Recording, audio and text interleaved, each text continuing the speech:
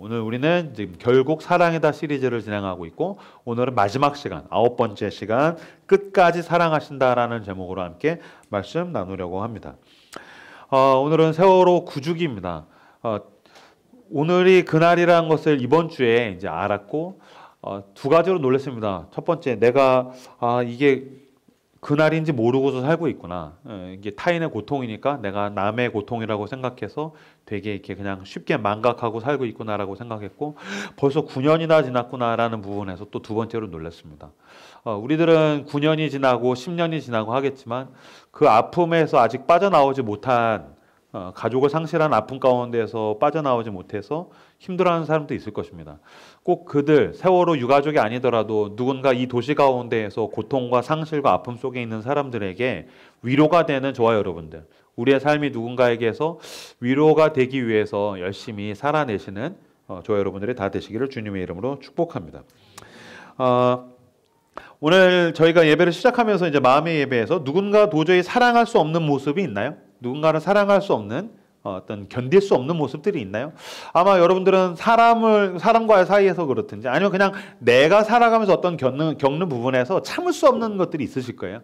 여러분들은 어떤 걸 좀 참을 수 없고 어떤 걸 사랑할 수가 없나요?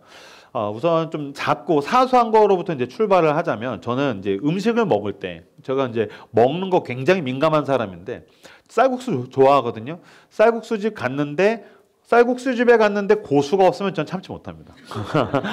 아니 고수가 없는데 이건 쌀국수가 아니다. 아마 여러분 가운데 고수가 나오면 또 참을 수 없는 분들이 계시겠죠. 그러니까 저랑은 안 맞네요.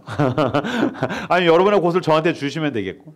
하여튼 제가 그 음식을 순댓국 좋아한다는 얘기를 자주 했더니 신방만 하면 다 순댓국을 저한테 초대를 하시네요.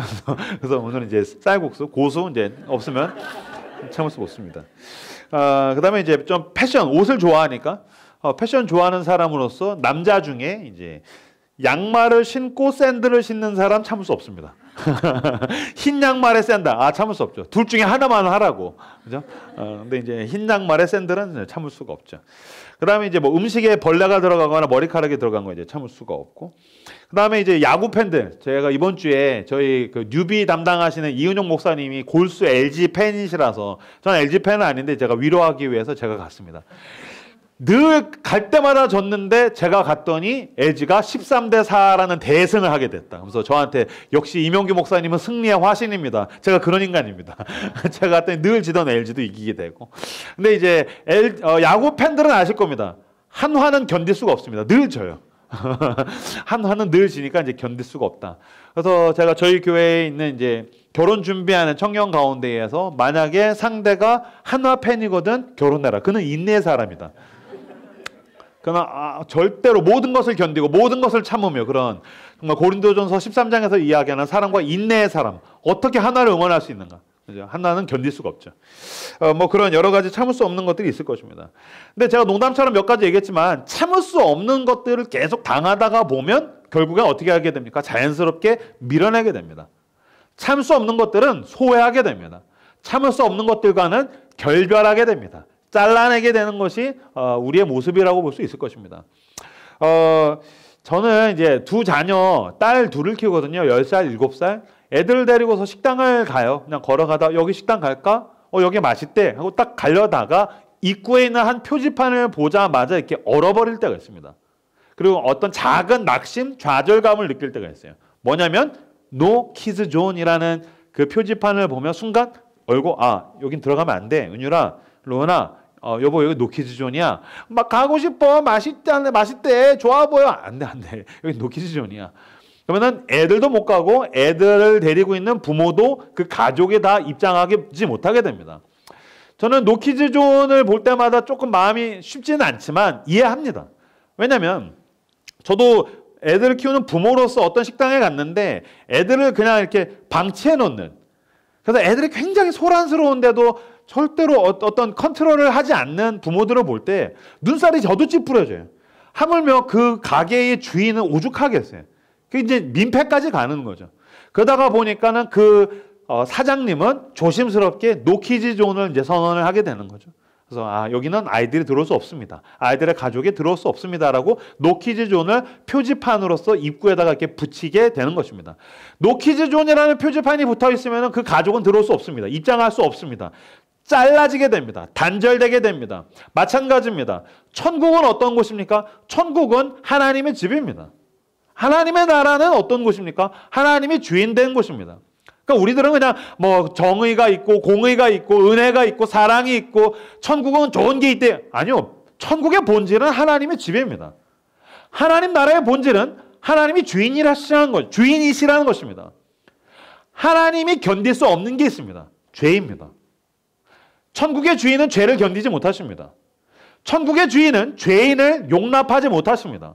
그래서 그분은 표지판을 걸었습니다. 노 죄인 존. 천국은 노 죄인 존입니다. 천국은 죄인이 입장할 수 없습니다. 죄인이 입장하는 순간 거긴 천국이 아닙니다. 죄인이 난리를 치면 거긴 천국이 아닙니다. 손님들에게 방해가 됩니다. 완전한 천국, 온전한 천국, 온전한 하나님의 나라가 되려면 거긴 죄와 죄인이 입장하지 못할 때 거기는 하나님의 나라가 되고 천국이 됩니다. 천국은 노 죄인 존이라는 것입니다. 창세기 2장 17절 말씀 같이 보시겠습니까? 같이 읽겠습니다. 시작.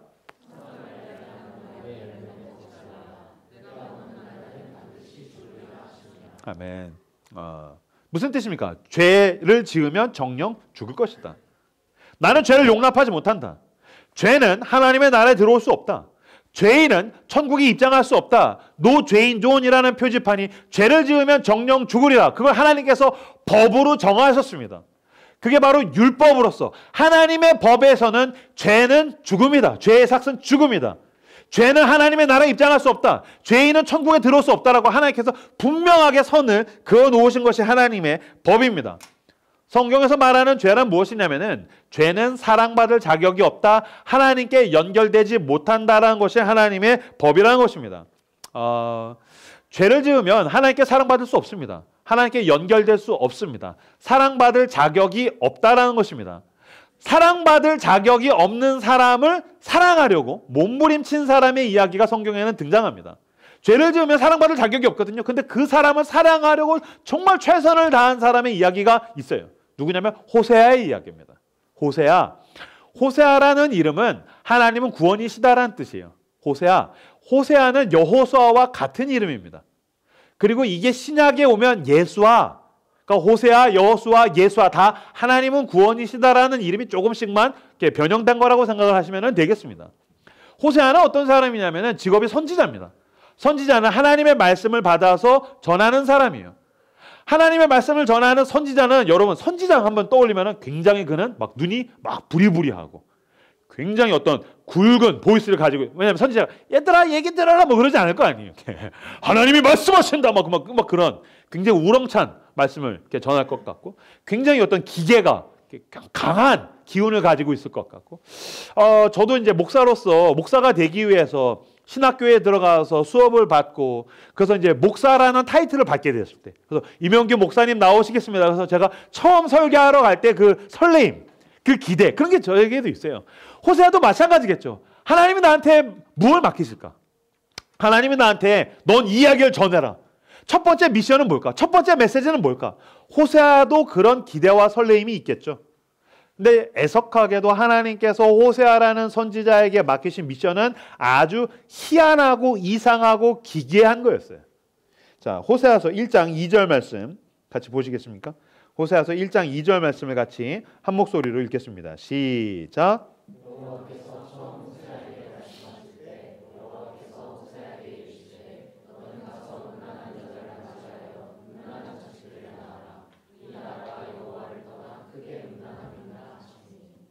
호세아는 어쩌면 모세와 같은 선지자를 꿈꿨을지도 모르겠어요. 호세아는 그 선배들 이사야, 엘리야, 와 나도 그런 멋진 선지자가 되고 싶어. 하나님 제가 뭘 하면 될까요? 너는 가서 음란한 여인과 결혼해서 음란한 자식들을 낳아라. 예? 너무 이상한 거예요. 그러니까 하나님이 호세아에게 맡기신 거는 메시지가 아니었고 삶으로 관계로서 하나님과 이스라엘의 관계를 드러내라는 게 그에게 맡겨진 미션이었었어요. 그래서 고멜이라는 한 굉장히 성적으로 타락한 여인, 굉장히 행실이 아주 부정한 여인과 결혼을 하라는 게 그에게 주어진 미션이었었어요. 호세아서 1장 3절 말씀 같이 읽겠습니다. 시작.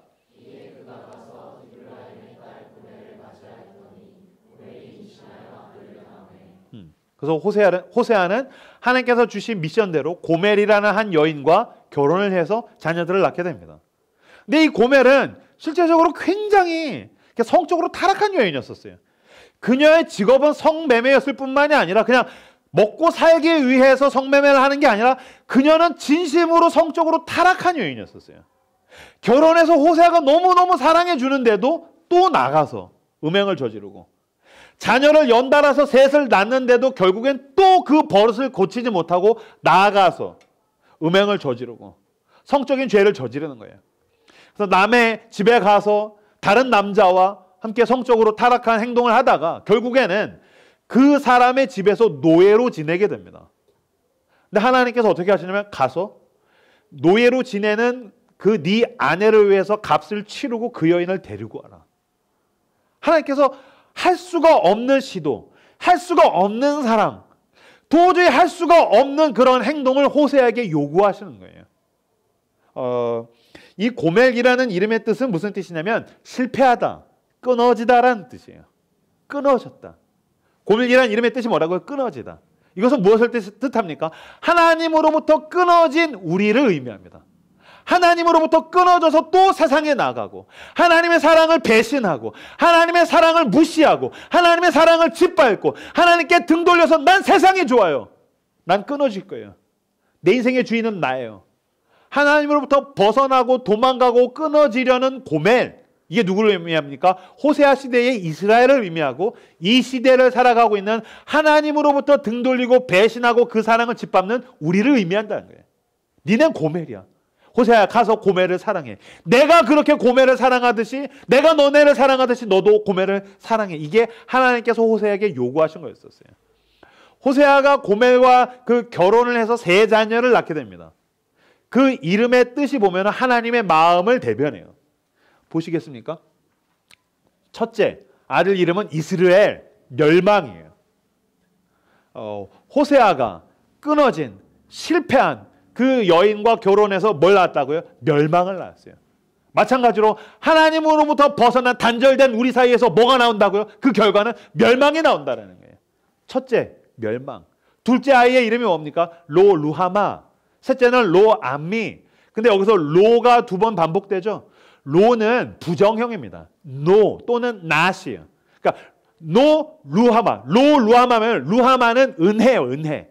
그러니까 루하마는 뭐겠어요? 은혜가 없다. 그러니까 루하마가 mercy거든요, 은혜. 루하마면 no mercy. 난 더 이상 은혜를 베풀지 않겠다. 자녀를 낳았는데도 또 나갔어. 난 은혜를 베풀지 않겠다.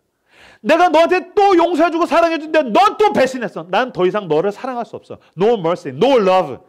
난 너에게 은혜를 베풀지 않겠다. 둘째 아이의 이름. 하나님의 마음인 거죠. 셋째 아이는 로암미. 암미는 my people, 내 백성이다, 내 사람이다 라는 뜻이에요. 그러면 로암이 뭐야? 내 백성이 아니다. 너희는 더 이상 내 백성이 아니다. 너는 더 이상 내 사람이 아니다. 너는 더 이상 내 아내가 아니다. 내 남편이 아니다. 난 널 사랑할 수가 없다. 이 하나님의 마음.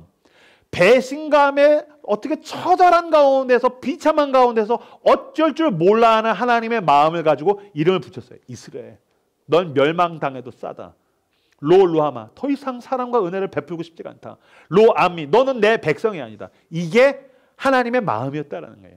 하나님의 사랑을 짓밟는 하나님의 백성을 향한 하나님의 마음이었다라는 거예요. 오늘도 하나님을 우습게 여기고 나가서 죄를 짓는 하나님의 마음이었다라는 거예요. 사장에 참다가 노키즈존을 붙이듯이, 하나님이 노죄인존을 붙이듯이 이 세 아들의 이름으로써 하나님이 그 찢어지는 배신감의 마음을 이름으로 붙였다라는 거예요. 호세아서 11장 7절 말씀, 호세아서 11장 7절 말씀을 같이 읽겠습니다. 시작.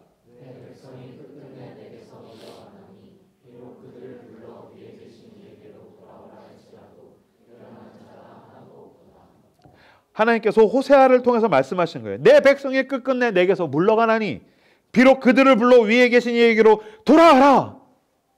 내가 널 사랑한다. 돌아와라. 죄 짓지 말고 회개하고 돌아와라. 내가 여기 있다. 돌아와라. 내가 너를 사랑해주마 돌아와라 라고 할지라도 누구도 돌아오지 않는다. 그녀는 여전히 남의 침상 위에 누워있다. 그녀는 여전히 나를 배신하고 내 사랑을 비웃으며 다른 사람과 함께 살을 섞고 있다. 고멜을 사랑해라. 호세아야 내 마음을 알겠니? 라고 하나님께서 호세아를 통하여서 정말 호세아를 통해서 호소하고 계신 거예요. 죄송합니다. 그럼 여기서 끝내셨어야 되지 않습니까? 표지판을 붙이고 금지 끝났어. 난 널 버리겠어. 로하미 넌 내 백성이 아니야. 로루하만 노 머시 노 러브 난 널 사랑할 수 없어 라고 끝내셨어야 되잖아요. 근데 하나님이 그게 안 되시는 거예요. 호세아를 통해서 또다시 가서 찾아오는 것처럼 하나님이 그게 안 되시는 거예요.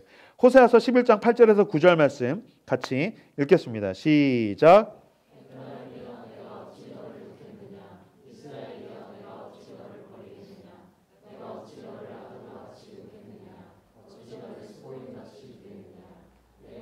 내 속에서 돌이켜 나의 긍휼이 온전히 불붙듯 하도다. 내가 나의 맹렬한 진노를 나타내지 아니하며 내가 다시는 사람이 아님이라. 내 가운데 있는 거룩한 이니 진노함으로 내게 임하지 아니하리라. 아멘. 에브라임이여 내가 어찌 너를 놓겠느냐. 이스라엘이여 내가 어찌 너를 버리겠느냐. 내가 어찌 너를 아드마같이 놓겠느냐. 어찌 너를 스보임같이 두겠느냐. 내가 너 어떻게 놓겠느냐. 내가 너 어찌 버리겠느냐. 반복되고 반복되고 반복되죠. 왜 그럴까요? 왜 이런 얘기를 하실까요? 속에서 어떤 마음이 드는 거야? 난 버릴 거야. 끝이야. No mercy. 끝이야. 넌 내 사람이 아니야. 끝이야. 만약에 당신이 그렇게 사랑한 사람이 당신에게 죄를 졌다면, 사랑할 수 없는 모습을 뻔뻔하게 나에게 보이면서 나에게 어떤 끝이라고 관계를 요구한다면 당신도 응답하겠죠. 나 이제 버릴 거야. 끝이야. 못 견뎌. 당신의 불륜, 당신의 성적인 타락 난 못 견뎌. 당신의 음란함, 당신의 배신, 너의 죄 난 못 견디겠어. 끝이야. 하나님도 그 마음을 가지고 있는데 버려야지, 놓아야지, 버려야지, 놓아야지라고 했더니 어떤 마음이 올라왔대요? 전 이 말씀이 너무 마음이 아파요. 내 마음이 내 속에서 돌이켜 나의 긍휼이 온전히 불붙듯 하더라. 내가 너를 버려야지라고 했더니 내 마음이 내 속에서 돌이켜서 나의 긍휼이 온전히 불붙듯 하도다. 내가 너를 끝내야지, 내가 너를 버려야지, 내가 너를 이제 끝내야지라고 생각했더니 내 속에서 내 마음이 불붙어서, 사랑이 불붙어서 내 마음이 돌이켜서 내가 너를 놓을 수가 없어. 무슨 뜻입니까? 버릴 수가 없이 하나님이 사랑하신다는 거예요. 호세아를 통해서 고멜을 가서 찾아오라고 하신 것처럼 하나님이 사랑하셔서 도저히 포기를 하지를 못하시더라는 거예요. 복수하렸던 그 칼로 자기의 심장을 찢어서 여전히 손을 뻗어서 사랑하고 계시는 그 하나님, 하나님께서 호세아를 통해서 지금 말씀하신 거예요. 내가 이 백성을 어떻게 사랑하는지 알겠니? 너 고멜을 사랑하려고 해보니까 내 마음 알겠니? 라고 고멜을 통하여서 호세아에게 말씀하신 것처럼 하나님이 하나님의 백성을 어떻게 사랑하시는지, 오늘도 세상 가운데서 추악함과 더러움 속에서 뒹굴고 있는 이 사람들을 어떻게 사랑하시는지를 하나님이 호세아를 통해서 우리에게 보여주고 나타내고 계시더라는 것입니다. 근데 여러분, 아까 하나님이 얘기하셨잖아요. 버려야 된다고. 죄인은 죽는다고. 그게 율법이라고. 예, 맞습니다. 버림받아야 됩니다. 죽어야 됩니다. 죄인은 버림받고 죽어야 됩니다. 그게 하나님의 법입니다. 그래서 하나님이 어떻게 하셨습니까? 그 아들을 버리시고 죽게 하시기로 작정하셨습니다. 마가복음 15장 34절 말씀 같이 읽겠습니다. 같이 한 목소리로 읽겠습니다. 시작.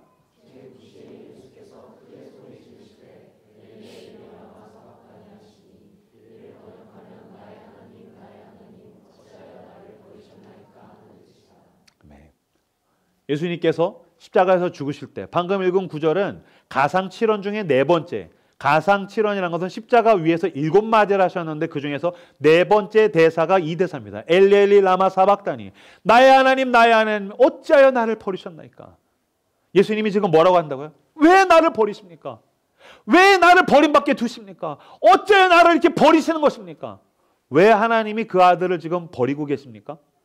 이명규 같은 죄인을 버리지 못하시기 때문입니다. 이명규를 버리셨어야 합니다. 이명규를 죽게 하셨어야 됩니다. 그 십자가는 내 십자가입니다. 그 십자가는 당신이 올라가야 할 십자가입니다. 그 십자가가 당신의 최후입니다. 당신이 버림받아야 할 그 자리에 하나님의 아들이 버림받으시고 죽으셔서 우리를 건지신 것입니다. 우리를 얻으시기 위해서 하나님의 아들을 버리신 것입니다. 이명규를 건지시기 위해서, 속량하기 위해서, 저와 여러분들을 건지시기 위해서 하나님의 아들 예수 그리스도를 거기다가 내어버려 두셨다는 것입니다. 이사야서 53장 5절에서 6절 말씀 같이 읽겠습니다. 시작. 그가 찔림은 우리의 허물 때문이요 그가 상함은 우리의 죄악 때문이라. 그가 징계를 받음으로 우리는 평화를 누리고 그가 채찍에 맞음으로 우리는 나음을 받았도다. 우리는 다 양 같아서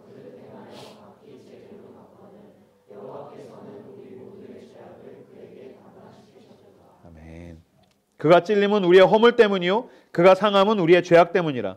그가 징계를 받음으로 우리는 평화를 누리고 그가 채찍에 맞음으로 우리는 나음을 받았도다. 원래 우리가 당해야 할 것, 이스라엘, 내가 당해야 할 멸망, 로루하마, 내가 받아야 할 그 은혜와 자비 없음, 넌 내 백성이 아니다, 로함미, 그것을 누가 받으십니까? 하나님의 아들 예수 그리스도께서 받으심으로 우리가 무엇을 받았습니까? 은혜를 받았고, 루하마, 암미, 너는 내 백성이다. 그래서 이스라엘, 멸망이 아니라 다시 심기어지는 놀라운 축복을 우리가 얻게 되었다는 것입니다. 이 이사야서 53장 5절에서 6절은 많이들 알고 계시지만 이 쭉 내려오다가 보면 12절은 많이들 모르실 것입니다. 이사야서 53장 12절에는 이런 구절이 있습니다.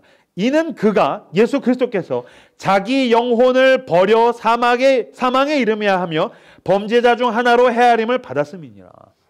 우리를 구원하기 위해서 예수님이 어떻게 하셨다고요? 자기를 버리셨다. 여러분, 우리가 구원을 받은 게 그냥 받은 게 아닙니다. 그냥 교회 출석해서 받은 게 아니란 말입니다. 주님께서 자기 자신을 버리심으로 인하여서 우리가 그 사랑을 받게 된 것입니다. 주님이 당신을 사랑하시는데 하나님이 당신을 사랑하시는 것은 좋은 걸 주시는 게 아닙니다. 내가 원하는, 내가 얻을 수 없는 것, 신적인 능력으로 얻는 수준이 아닙니다. 하나님이 당신을 어떻게 사랑하셨습니까? 당신을 버리시기까지 당신을 사랑하신 것입니다. 여러분, 사랑은 무엇입니까? 사랑은 버리는 것입니다. 주님이 우리를 사랑하셔서 당신을 버리셨고 당신의 아들을 내어 버리시기까지 우리를 사랑하셨습니다. 예, 맞습니다. 사랑은 버리는 것입니다. 그러므로 여러분, 우리가 예수 그리스도를 따라갈 때 사랑은 무엇입니까? 얻는 것이 아닙니다. 사랑은 버리는 겁니다. 사랑하고 사랑하다 보면 알게 됩니다. 처음에 사랑할 때 뭔가 좀 얻는 것 같죠. 뭔가 희열이 있고 즐거움이 있고 로맨스가 있고 연인 가운데에 살다가 보니까 공동체 가운데서 사랑하니까 뭔가 얻는 게 있는 것 같죠. 그건 출발입니다. 사랑으로 들어가다 보면 뭐가 있습니까? 버려야 합니다. 당신의 시간을 버려야 합니다. 당신의 돈을 버려야 합니다. 당신의 승질을 버려야 됩니다. 당신의 고집을 버려야 됩니다.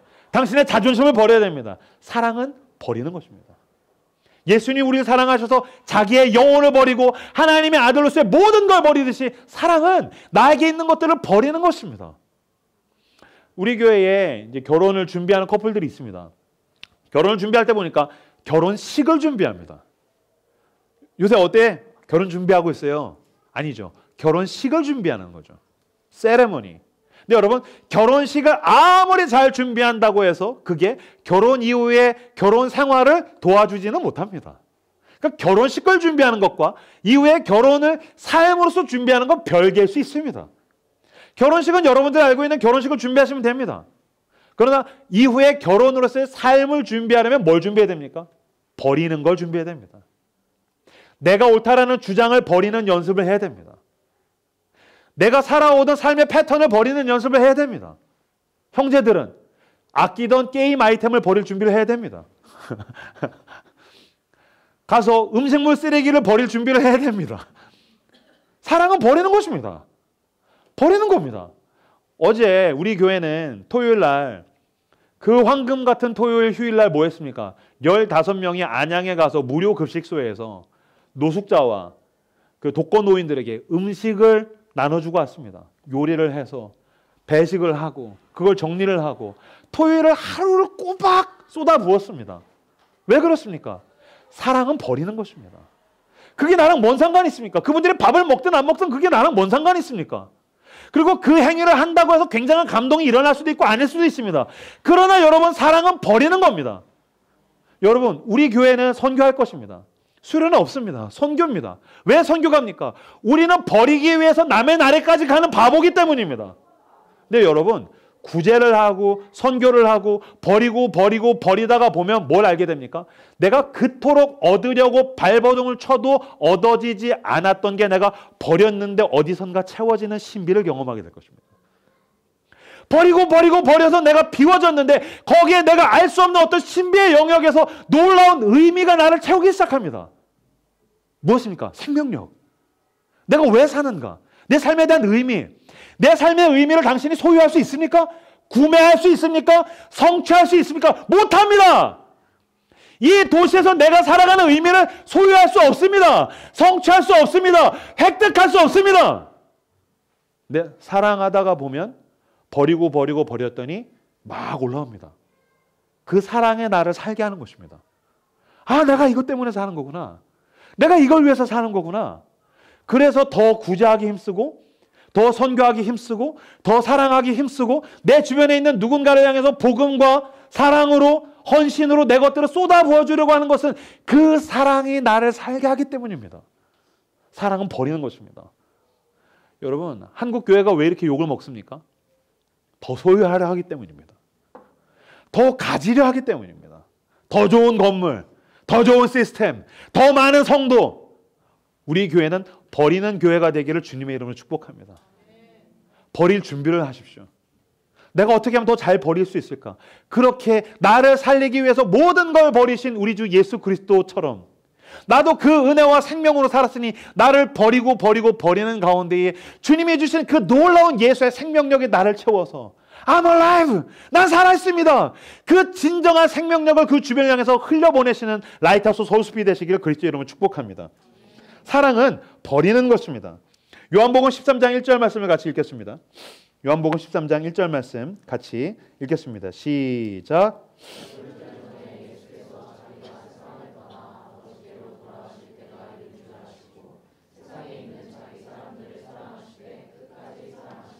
아멘.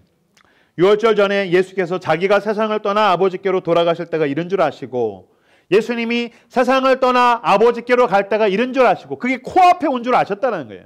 근데 지금 말은 근사하죠. 세상을 떠나 아버지께로 돌아가실 때 말은 근사하지만 이게 무슨 때입니까? 모든 사람에게 버림받는 때가 코앞에 왔다는 걸 아셨습니다. 얘네가 다 날 버리겠구나. 나도 내 생명을 버려야 되는구나. 벌거벗겨져서 그 수치를 당하고 자존심을 버려야 되는구나. 내가 고집하고 싶은 내 삶의 형태를 버려야 되는구나. 모든 걸 버려야 되고 모두에게 버림받는다는 걸 예수님이 아시고 왜 나를 버리는 거야? 막 징징대지 않으셨다는 거예요. 자기 연민 가운데 매여있지 않으셨다는 거예요. 어떻게 하셨습니까? 세상에 있는 자기 사람들을 사랑하시되 끝까지 사랑하시니라. 나를 버릴 그 사람들을 사랑하시되 끝까지 사랑하시니라. 내가 버려야 될 걸 알았지만 사랑하시되 끝까지 사랑하시니라. 사랑은 무엇입니까? 버리되 끝까지 사랑하려고 몸부림치는 것입니다. 버린 것으로 생색내는 게 아닙니다. 내가 어디까지 해야 되라고 따지는 게 아닙니다. 버리되 끝까지 사랑하시니라. 여러분, 사랑하면 나를 보존할 수 없습니다. 내가 뭔가를 버려본 적이 없는 사람은 사랑해 본 적이 없는 사람입니다. 사랑하는 사람은 나 자신을 보존할 수가 없습니다. 나를 지킬 수가 없습니다. 그러나 여러분, 예수님이 뭐라고 하십니까? 살려는 자는 죽을 것이요 죽으려는 자는 살 것이라. 무슨 뜻입니까? 버리려는 자는 살 것이요 자기를 보존하려는 자는 죽을 것입니다. 예, 맞습니다. 사랑하기 위해서 버리는 사람은 놀라운 생명력으로 살아나게 됩니다. 영원한 생명에 연결됩니다. 그 사랑이 나를 살게 합니다. 근데 나를 보존하려는 사람은 희한하죠. 사는 게 아닙니다. 내 주변에 남아있는 게 없습니다. 내가 왜 사는지를 모르게 됩니다. 나를 보존하려는 자는 죽게 될 것입니다. 주님께서 끝까지 사랑하시죠. 이 요한복음 13장 이후에는 어떤 사건이 나오냐면 세족식의 사건이 나옵니다. 세족식이란 무엇입니까? 나를 버리는 이 인간들 앞에서 무릎을 꿇고 그들의 발을 닦아주는 장면입니다. 예수님께서 그 제자들을, 나를 버리고 배신하는 모든 제자들의 발을 닦아주십니다. 발은 어떤 곳입니까? 가장 더러운 곳. 가장 더러워서 누구도 손을 대고 싶지 않은 곳. 가장 추악한 곳. 가장 낮은 곳. 그곳을 어떻게 하셨다고요? 예수님이 직접 닦아주셨다는 거예요. 여러분, 사람은 자기에게는 가장 추악함, 더러움, 냄새나는 것, 낮은 것, 그것을 변화시킬 수 없습니다. 왜 우리는 그런 얘기하죠? 너가 여기 바뀌면 내가 너 사랑해 줄 수 있을 것 같아. 여기 좀 바뀌어. 네가 사랑할 만 해야지 사랑해 주지. 부부 가운데에서, 연인 가운데에서, 교회 공동체 가운데서 저 사람은 사랑받기에 적이 있어서 사랑해 주지 못할 것 같아. 여러분, 죄인은 자기 스스로를 씻을 수 없습니다. 예수님이 어떻게 하십니까? 발을 씻고 오면 내가 사랑해 줄게. 깨끗해져서 오면 내가 사랑해 줄게. 너가 바뀌면 내가 사랑해 줄게. 못합니다. 여러분, 우리 교회 가운데에 아직 내 삶이 안 바뀐 분들이 계시죠? 죄의 습관을 못 고치신 분들이 계시지 않습니까? 여전히 담배를 못 끊는, 괜찮습니다. 술을 못 끊고 괜찮습니다. 죄의 습관을 못 끊고 괜찮습니다. 주님이 씻어주실 것입니다. 이 공동체가 서로를 향해서 씻어주는 교회가 되시길 그리스도의 이름으로 축복합니다. 여러분의 가정이, 여러분의 삶이 누군가를 씻어주는 여러분의 삶이 되시기를 주님의 이름으로 축복합니다. 사랑하시되 끝까지 사랑하시니라. 이 교회가 사랑하되 끝까지 사랑하기 위해서 내게 있는 것들을 버리고 서로를 버려서 결국에는 우리가 그리스도 안에서 정결하게 서로를 만들어가는 예수님을 닮은 공동체가 되시기를 그리스도의 이름으로 축복합니다. 주님께서 그렇게 우리를 위해서 닦아주심으로써 우리를 끝까지 사랑하셨습니다. 저는 그리스도인으로서 제가 이 세상 가운데서 살아갈 때 사람들이 나한테 넌 사랑받을 자격이 없어. 넌 추해. 넌 죄인이야. 넌 더러워. 넌 추악해.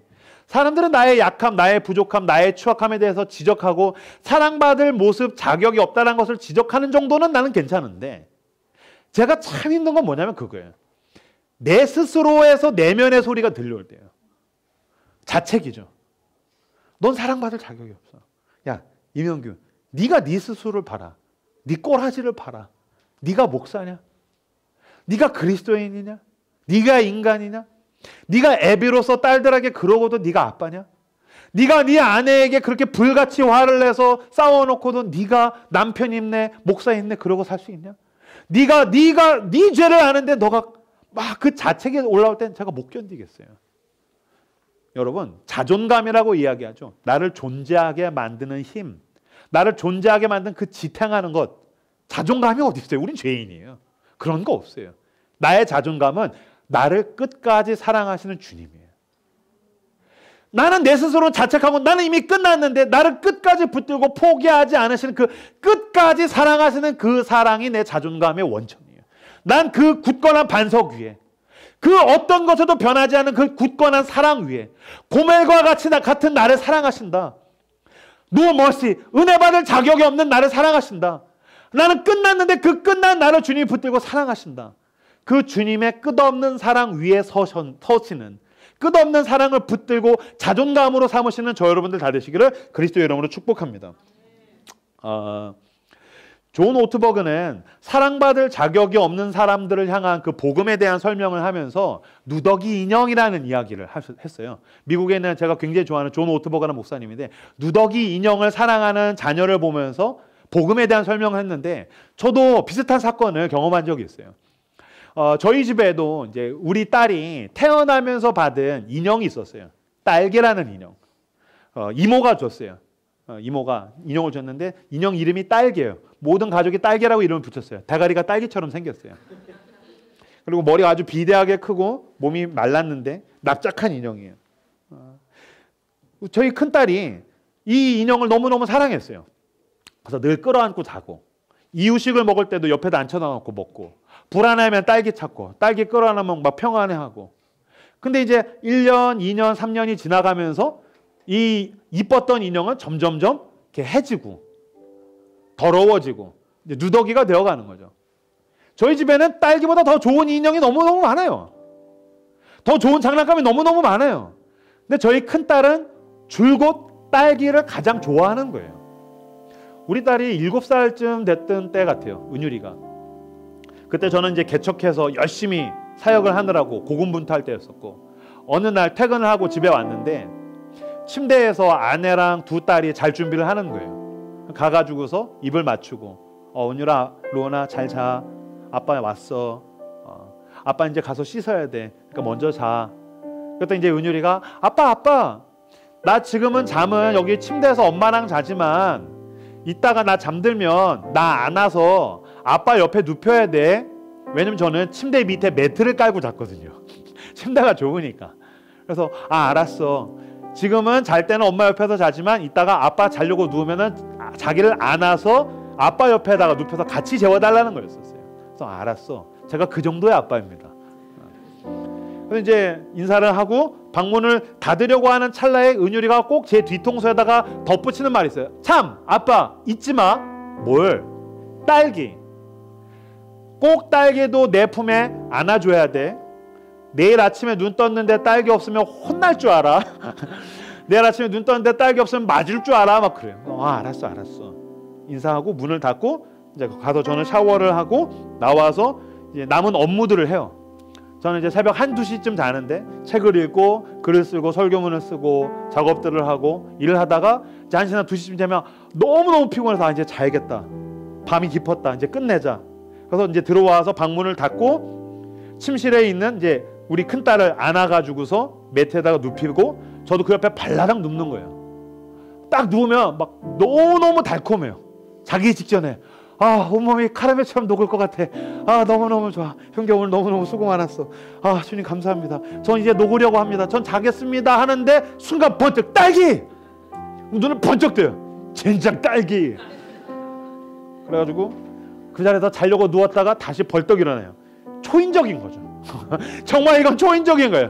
자려고 온몸이 카라멜처럼 녹고 있는데 나는 다시 일어나요. 일어나가지고서 어두워서 보이지도 않는데 딸기를 찾는 거예요. 이놈의 딸기. 그래서 딸기 여기 있네. 그래서 잡아가지고 이제 몇 대 때리고 그리고서 이제 은율이가 자고 있으면 거기다가 품에다가 놓고서 탁 안아주는 거예요. 그리고 저도 옆에서 그냥 누워가지고 이제 자요. 어느 날 운전하면서 가다가 왜 내가 딸기 때문에 이렇게 시달려야 되나. 도대체 이놈의 딸기가 나한테 뭐라고. 여러분 40대 중반을 살아가는 이명규 목사에게 딸기가 무슨 가치가 있습니까? 아무런 가치가 없어요. 오늘 쓰레기통에 들어가도 나랑 아무 상관없어요. 버림받아도 나랑 아무 상관이 없어요. 우리 집에 딸기보다 더 좋은 인형이 많아요. 난 내 돈으로 딸기보다 더 좋은 장난감들을 얼마든지 우리 딸에게 사줄 수 있어요. 근데 내가 왜 딸에게 딸기가 이게 뭐라고? 어느 날 운전을 하면서 막 가고 있는데 우리 딸이 이야기했던 그 목소리. 아빠 잊지 마. 내가 잘 때 딸기를 내 품에 안아줘야 돼. 내일 눈 떴을 때 딸기가 없으면 혼날 줄 알아. 맞을 줄 알아. 그 목소리가 오버랩 됐어요. 누더기 인형 같은 임형규를 사랑하시는 우리 주님. 하나님의 아들이 누더기 인형같이 사랑받을 자격이 없는 나를 사랑하셨어요. 나에게 세상 끝날이 오겠죠. 모든 게 어두워지는 그날, 내 생명이 끊어지고 내 육신이 잠드는 그 마지막 날이 오겠죠. 온 세상이 잠드는 그 종말의 시간이 우리에게 오겠죠. 그때 내 주인 되시는 나를 사랑하셔서 십자가 위에서 모든 걸 버리신 예수님께서 아버지에게 이야기하는 거예요. 아버지, 세상 끝날에 임영규가 내 품에 있게 해주십시오. 임영규는 내가 가장 사랑하는 누더기 인형이기 때문입니다. 임영규는 내가 세상에서 가장 사랑하는 누더기 인형이기 때문입니다. 나는 죽게 될 것입니다. 눈을 감고 눈을 뜨면 누더기 인형인 사랑받을 자격이 없는 임영규는 예수 그리스도의 품에서 눈을 뜨게 될 것입니다. 사랑받을 자격이 없고 손이 그어지고 내가 버림받을지라도 끝까지 사랑하시는 주님의 사랑이 당신에게 있습니다. 그 사랑을 붙들고 오늘을 살아가시는 저 여러분들 다 되시기를 그리스도의 이름으로 축복합니다. 오늘 우리에게 주신 말씀들을 붙들고 함께 기도하며 하나님 앞에 나가도록 하겠습니다. 기도합시다.